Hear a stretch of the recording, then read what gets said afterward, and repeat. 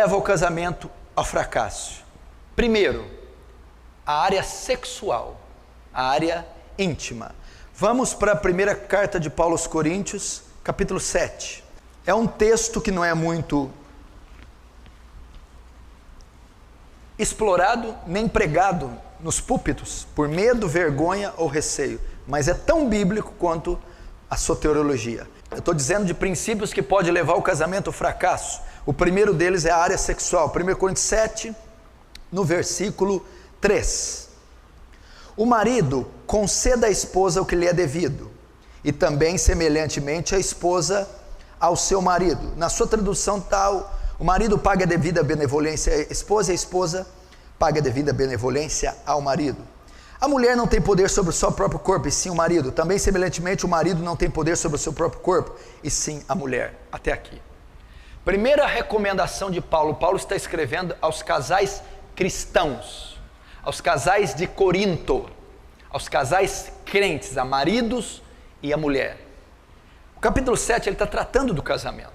No início do capítulo, ele vai dar ênfase a uma área que a igreja não dá ênfase, a sexualidade do casal.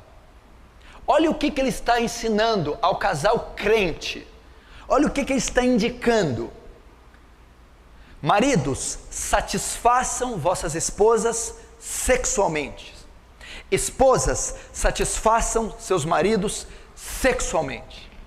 Tem gente que acha que o sexo é pecado, que o sexo foi um distúrbio do pecado ou uma criação demoníaca. De hipótese alguma. Provérbios capítulo 5, Deus diz: desfruta com a mulher da tua mocidade. O sexo é bom, o sexo é santo, o sexo é puro e o sexo é legítimo. E ele está dizendo aqui, ele está ordenando, ele não só diz que o sexo é puro e legítimo, como ele ordena a prática dele. Paulo está dizendo: maridos e mulheres tenham relações sexuais regulares. É o que Paulo está ensinando aqui. Marido e mulher tenham relações sexuais regulares. E ele vai mais: mulher, o seu dever na relação não é satisfazer você, e sim seu marido. Mulheres, satisfaçam seu marido sexualmente. Maridos, o seu dever na relação não é se satisfazer, e sim satisfazer a sua esposa. Marido, satisfaça sexualmente a sua esposa. Ele está ordenando isso. Ele está ordenando isso.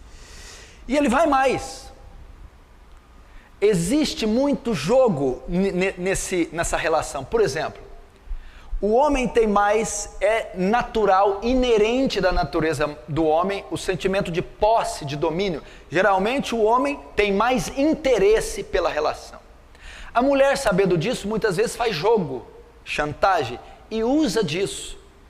Geralmente ela que determina quando isso ocorre. Né? Não quero, não quero, e o homem não tem o que querer. A Bíblia quebra isso, ela diz assim para você, mulher: você não tem poder sobre o seu corpo, e tem o marido. Marido, você não tem poder sobre o seu corpo, e tem a mulher. Ele está querendo dizer que não pode ser rejeitada uma das partes quando há o interesse. Que o seu corpo, ou seja, a opção de satisfazer ou não pertence a você, e sim ao marido ou à esposa. Então é pecado fazer esse tipo de chantagem, esse tipo de jogo. Isso não pode ocorrer em hipótese alguma. Você não determina isso. Não, eu não quero, não vou fazer, ou eu vou usar disso para alcançar um interesse meu.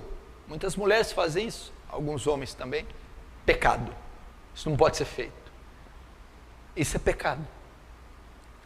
E quando isso ocorre, já começa o fracasso do casamento. Vamos mais para você ver. Olha lá.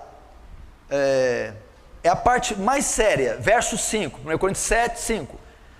Não vos priveis um ao outro, salvo talvez por muito consentimento, por algum tempo, para vos dedicardes à oração, e novamente vos ajuntares, para que Satanás não vos tente por causa da incontinência.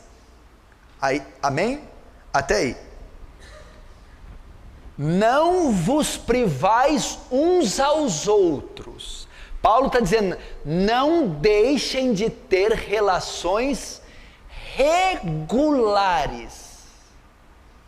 Não deixe de ter. Paulo está dizendo que um casal, enquanto está em atividade, 50 até 60 anos, não sei até quando o corpo biológico, fisiologicamente for permitido, não pode, hipótese alguma, deixar de ter relações regulares. Não pode haver. Se o casal tem 80 e 88 ou tem 85, não tem mais condição. Mas enquanto está em atividade hormonal, não pode deixar de ter relação regular.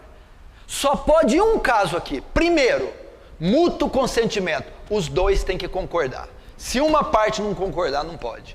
Olha, essa semana eu não quero fazer. Eu não concordo. Não pode.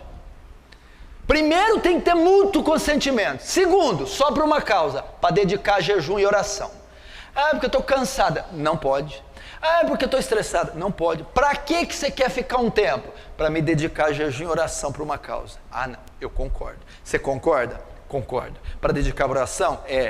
Tudo bem. Se não for para isso, e ambas as partes não concordar, pecado. Não pode. Aí se eu fizer, por que Paulo ordena ter relação íntima regular? Para que Satanás não tente uma das partes. Sabe por que tem um monte de marido casado que viciado em pornografia? Porque a mulher não satisfaz ele. Porque a mulher não permite que ele tenha relação sexual regular. Então Satanás tenta ele pela abstinência. Ele é tentado. Porque a Bíblia diz assim, ao solteiro digo, eu, mas não Senhor, que fique como está. Mas se não pode ficar como eu, é melhor casar do que abrasar. Na NVI, é melhor casar do que viver ardendo de desejo. Uma vez que a mulher não tem relação sexual regular com o marido, ele fica ardendo de desejo. E Satanás tenta ele, para ele suprir a tensão sexual em outra fonte. Pornografia, adultério, prostituição.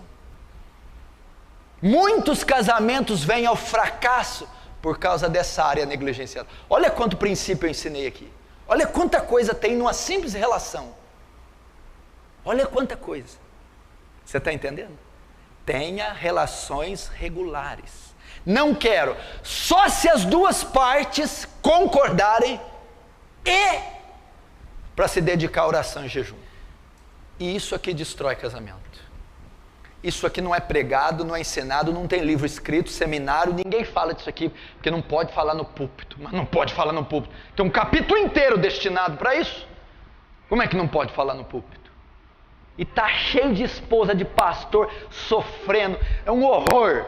Está cheio de casal de pastor, essa vida aqui é uma lambança. Pastor que pornógrafo, pastor que não supre a mulher. E aí vai, porque não lida com essa área. Cheio de diácono, obreiro, cheio de crente dentro de igreja que é uma baderna nessa área aqui.